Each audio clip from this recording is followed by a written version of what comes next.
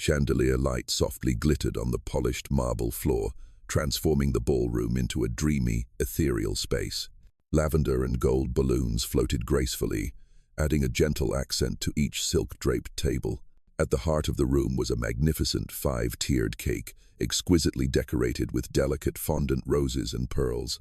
The unlit candles waited, poised for a special moment.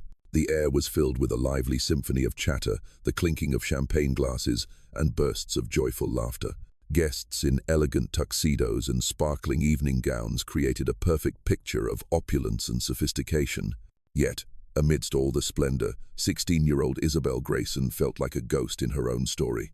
Seated in her custom-designed wheelchair at the center of the room, her dark hair was intricately braided, adorned with sparkling crystal pins. Her soft lavender chiffon dress perfectly matched the party's theme, but it could not hide her profound loneliness. Isabelle's sharp hazel eyes quietly observed the lavish guests, her father's colleagues, their wives, and even their daughter, Rena. Despite her watchful gaze, not a single person approached her, making her feel even more isolated at her own party.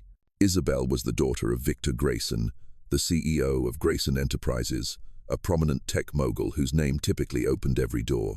Yet tonight, every door seemed to be firmly shut in her face. Her fingers traced the smooth carbon fiber armrest of her wheelchair.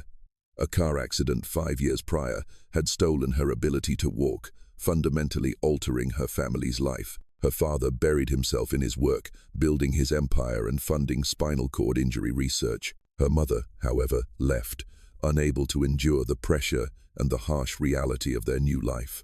Isabelle had learned to navigate her new life on her own, but birthdays were always a significant challenge for her. They were a painful reminder of the happy memories from the past, running through sprinklers, dancing at parties, or playing tag with friends in open fields. Now, she was seated at the center of the celebration, yet it felt like a party for a complete stranger. The lively chatter of the guests faded into a distant murmur. Upon arrival, they had offered polite smiles and whispered congratulations before quickly dispersing toward the bar or the buffet laden with lobster and caviar. Her father, Victor Grayson, had arranged everything perfectly, from the Vivaldi played by the string quartet to the imported orchids adorning the tables. Yet now, he was engrossed in a conversation with a group of investors on the other side of the room, leaving her alone in the midst of the luxurious party. Isabelle did not blame her father. She understood that he loved her in his own way, the way of a man who always wanted to build, fix, and control. He could not heal her emotional wounds, so instead, he threw lavish parties as a way to fill the void. Her gaze returned to the cake, its candles still unlit. The moment for the birthday song had passed. She could have signaled a waiter or called for her father, but she did not. She simply sat there, in silence. Instead of acting, Isabelle remained seated, her back straight, maintaining a calm expression. She had learned to hide her vulnerability, as she hated pity more than anything else. Her eyes drifted to the window, where the city skyline glittered against the night sky. She imagined herself walking those streets, escaping the heavy, scrutinizing gazes of those who saw her as fragile and incomplete. The string quartet's music shifted to a gentle, melancholic melody. Isabelle's fingers tightened on her wheelchair. She was accustomed to loneliness in a crowd, but tonight, on her 16th birthday, the isolation felt sharper than ever, like an invisible knife piercing her heart. She wondered if anyone would even notice if she left. Perhaps she would go to the rooftop garden, where the air was fresh and the stars felt a little closer. Just as she was about to leave, a soft voice broke the silence. "Excuse me, may we sit here?" Isabelle turned, startled. Standing before her was a man in his early 30s with disheveled hair and a slightly rumpled suit, looking out of place amidst the luxury. Beside him was a little girl, about 7 or 8, clutching a small, clumsily wrapped gift. Her curly blonde hair was tied back with a ribbon, and her wide, curious green eyes held no shyness. The man offered a tentative smile, his gaze warm but a little lost, as if he, too, felt out of place. "I'm Sam," he said, his voice quiet but steady. "This is my daughter, Lily. We saw you sitting alone, and a birthday should be spent with friends." Isabelle blinked in surprise. She wasn't used to strangers approaching her with such genuine ease. Most people either avoided her or spoke to her with an overly careful tone, as if she were made of glass. Sam's voice was different, direct and unassuming, as if he were simply talking to a peer. "Of course," Isabelle said, her voice softer than she intended. She gestured to the empty chairs around the table. "There's plenty of space." Lily's face lit up.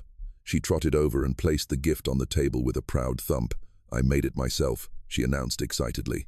"It's a bracelet. I didn't know what you'd like, so I chose blue because it's my favorite color. My dad said you might like purple, like your dress, but I was already done." Isabelle smiled, the first genuine smile of the night. "Blue is perfect," she said, reaching for the gift. The uneven wrapping paper, clumsily taped, made it all the more precious. She carefully opened it to reveal a simple beaded bracelet, the mismatched beads strung together in a charmingly chaotic pattern.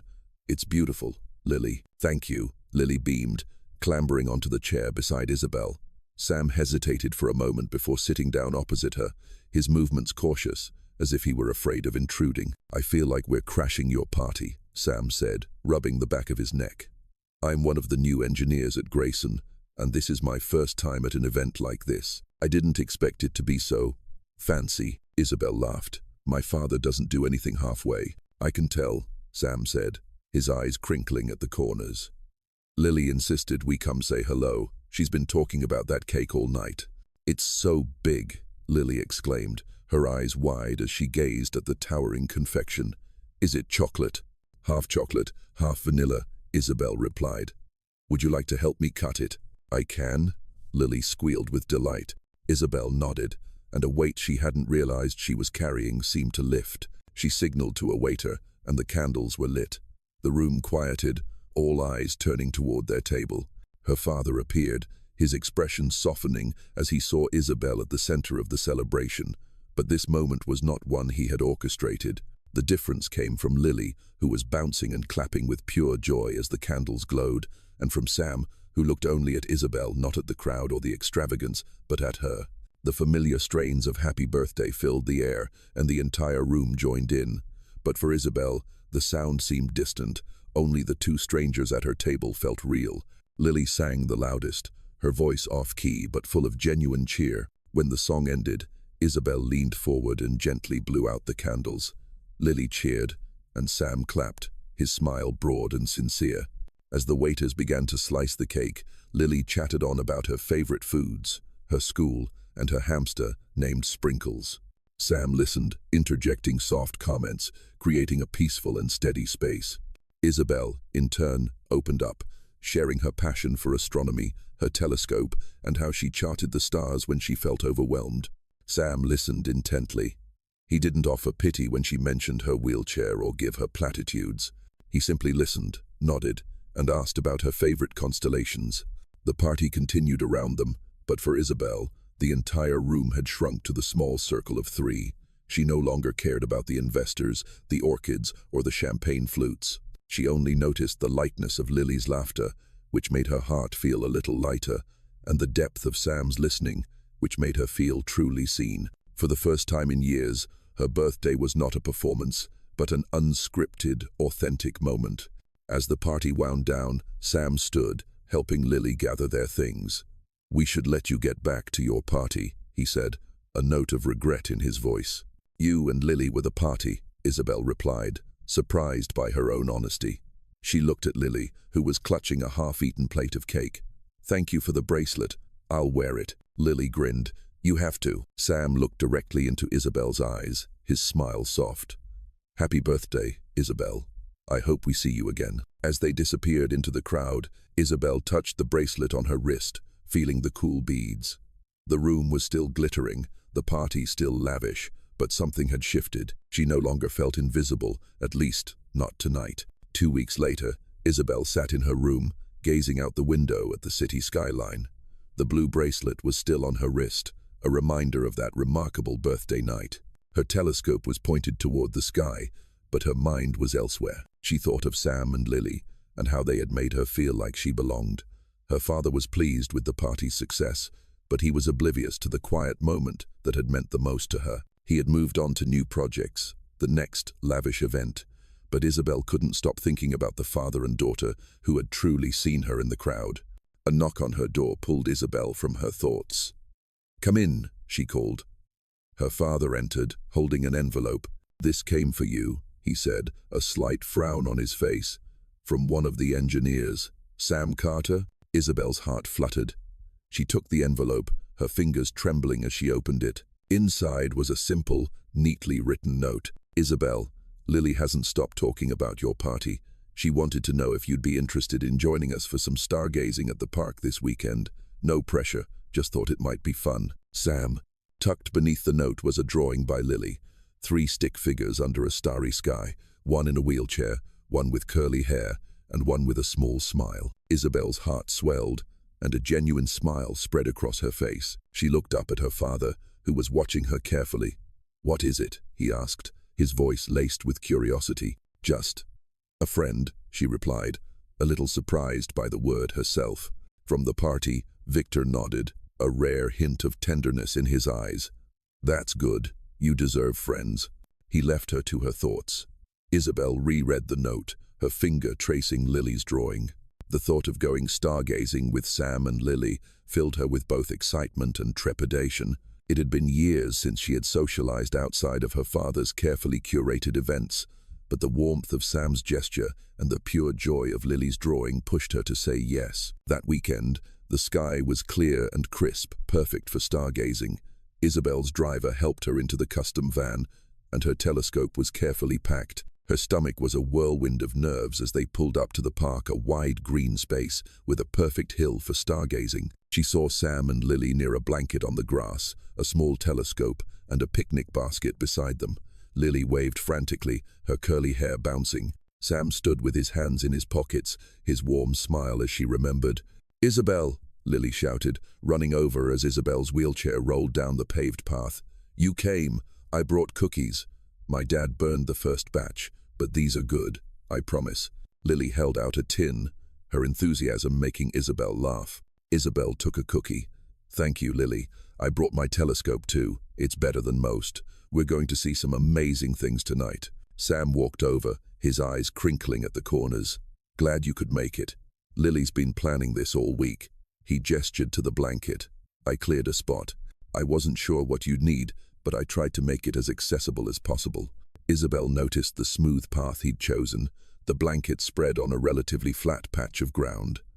There were still small challenges, but his thoughtfulness touched her. "It's perfect," she said, rolling forward. "Let's get started." They sat on the blanket, with Lily in the middle, nibbling on a cookie and asking a million questions about the stars. Isabelle patiently showed her how to find Orion's belt, her voice growing animated as she spoke of her passion. Sam listened intently, asking curious questions about nebulae. Lily declared that every star was her favorite and named them after her hamster, her teacher, and Isabelle. As the night deepened and the air grew cool, Sam draped a blanket over a now dozing Lily. Isabelle pointed to the Pleiades constellation. "It's like a family of stars," she said. "They're always together, no matter how far apart they look." Sam nodded, his gaze fixed on the sky. Family is important, even if it's a small one. He glanced at the sleeping Lily, then back at Isabelle. "You're really good at this. Lily's been talking about being an astronomer since your party." Isabelle's cheeks flushed. "She's sweet. You're a good dad. She's lucky." Sam's smile faltered, a flicker of sadness crossing his face. "Her mom passed away when she was 3. I try, but sometimes it's hard. She has so much energy, and I'm just trying to get by." Isabelle nodded in understanding. "You're doing great. She's happy. That's what matters." They sat in a comfortable silence. The stars above bore witness to this unexpected connection. For years, Isabelle had felt her life was frozen. But tonight, under the vast sky, she felt herself moving forward. Lily stirred, mumbling something about a hamster. Sam chuckled. "Probably time we got her home," he said, but he made no move to leave. "This was great, Isabelle. Maybe we could do it again. No telescope required. Maybe just pizza." Isabelle's heart pounded, but she kept her voice even. "Only if Lily makes dessert." "Deal," Sam said, his smile returning in full. They packed up together, Sam carrying the sleepy Lily. Isabelle rolled her chair alongside them. When they reached the car, Lily woke up and gave her a fierce hug. "You're my best friend," she mumbled. Isabelle laughed, catching Sam's eye. "Good night, Lily." "Good night, Sam." "Good night, Isabelle," he replied, his voice soft. "See you soon." Isabelle sat in her room, a space filled with images of galaxies. Lily's blue bracelet was still on her wrist, a constant presence since her birthday night. A month had passed since their stargazing trip, and the memory of Lily's laughter and Sam's warmth still warmed her heart. After her accident, everyone had either drifted away or looked at her with pity, but Sam and Lily were different. They saw her as a person, not a girl in a wheelchair or the daughter of a famous CEO. Now, they were becoming a part of her life in a way she had never dared to dream of. Their messages, which started with stargazing, then moved on to Lily's schoolwork, had evolved into daily chats. Isabelle often found herself smiling at Sam's witty texts or listening to Lily's adorable voice notes about her hamster. They had even met again at a small pizza place. Lily had given her a drawing of their outing, a picture of a pizza under a starry sky. Isabelle had taped it to her desk, right next to her own constellation sketches. Tonight, Isabelle was going to the community science fair to help Lily with her astronomy project. Rolling into the center, her stomach was a flutter of nerves. The fair was a vibrant space filled with bustling voices, colorful posters, and children running everywhere. She had refused her father's driver, craving independence. She found Sam and Lily by a table covered in glittery star maps. Lily waved excitedly, her curly hair bouncing. "Isabelle, you came. This is my project. It's about the moon." Isabelle rolled closer, smiling at the lopsided poster of the moon and the handwritten explanations of the moon phases. "This is amazing, Lily. Did you do all of this yourself?" "Dad helped with the glue," Lily grinned. "But I did all the writing." Sam chuckled, his hands in his pockets. "She's been up all week perfecting it. You were her secret weapon. She said you're a star expert." Isabelle's cheeks flushed as she adjusted her braid. "I'll do my best." She leaned forward, helping Lily refine her explanation of why the moon's shape appeared to change. Her voice was calm as she simplified the concepts without talking down to her. Lily listened intently, her big green eyes wide. Around them, parents and judges glanced at Isabelle, but she paid them no mind. Her focus was on Lily, on how the little girl's enthusiasm made her feel useful and needed. Sam watched silently, his gaze soft. "You're a natural teacher," he said quietly when Lily went to get more glitter. "She's learning more from you than she ever did from me." "She's a good student," Isabelle said, looking him in the eye. "She's just as curious as you are." Sam's smile was a bit lopsided and shy. "I'm just trying to keep up. You make it all look so easy." The fair buzzed around them, but for Isabelle, it was just the three of them, Sam, Lily, and herself. When the judges came by, Lily gave her presentation with confidence, giggling occasionally and pointing to Isabelle for help with tough questions. In the end, Lily didn't win the top prize, but the third-place ribbon was pinned to her jacket like a trophy. As they left, Sam carrying Lily's project board, Isabelle rolled her chair alongside them, feeling the cool night air. "Let's go celebrate," Sam suggested when they reached the parking lot. "There's an ice cream shop nearby, and I checked it's very accessible." Isabelle hesitated. Her old instincts told her to retreat, but Lily's hopeful smile and Sam's genuine invitation pulled her forward. "Okay," she agreed. In the cozy ice cream shop, Lily slurped a chocolate milkshake, Isabelle enjoyed mint chip, and Sam had plain vanilla. Lily animatedly recounted the fare, mimicking the serious faces of the judges, making Isabelle laugh so hard she almost spilled her ice cream. Sam leaned back in his chair, his eyes warm as he watched them. "You two are trouble," he teased. "It's the best kind of trouble," Isabelle replied, surprised by her own ease. They talked, and Isabelle learned more about Sam's engineering job, his late wife who loved to paint, and how he had learned to braid Lily's hair from online tutorials.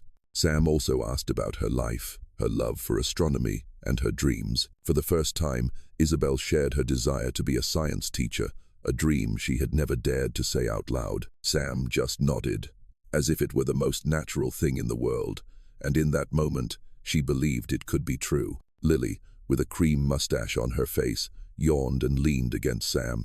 "Time to get her home," he said, but he lingered, his gaze on Isabelle. "This was nice. Maybe next time we can meet somewhere quieter, like your place. Lily would love to see your telescope." Isabelle's heart pounded. Inviting them to her home was a big, vulnerable step. But thinking of Lily's eagerness and Sam's steady presence, she felt it was right. Yes, she said. "I'd like that very much." Back home, Isabelle sat by her window, looking at the glittering city skyline and touching the cool beads of the bracelet. For so many years, she had felt her life was a series of losses. Her ability to walk, her mother, and her old self. But now, new constellations were forming, small but brilliant. Sam and Lily were those stars, and their presence was a silent promise that she was not alone. The following weekend, Sam and Lily came to Isabelle's house. Lily ran into her room, exclaiming with delight at the galaxy posters and the telescope. Sam followed, carrying a pizza box, a comfortable smile on his face. They sat on the floor and ate. Lily asked a million questions about the stars, and Isabelle patiently showed her how to find the Cassiopeia constellation through the lens. Sam listened, occasionally making a witty remark that made Lily groan and Isabelle laugh. As the evening deepened, Lily curled up in a beanbag and fell asleep. Sam helped Isabelle adjust the telescope, their hands brushing slightly. "You're so good for her," Sam said softly, glancing at his daughter. "And for me too. We haven't had moments like this in a long time." Isabelle looked at him, her chest tight with a new and powerful emotion. "The feeling is mutual," she whispered. "Thank you for seeing me." Sam's eyes met hers, warm, steady, and full of understanding.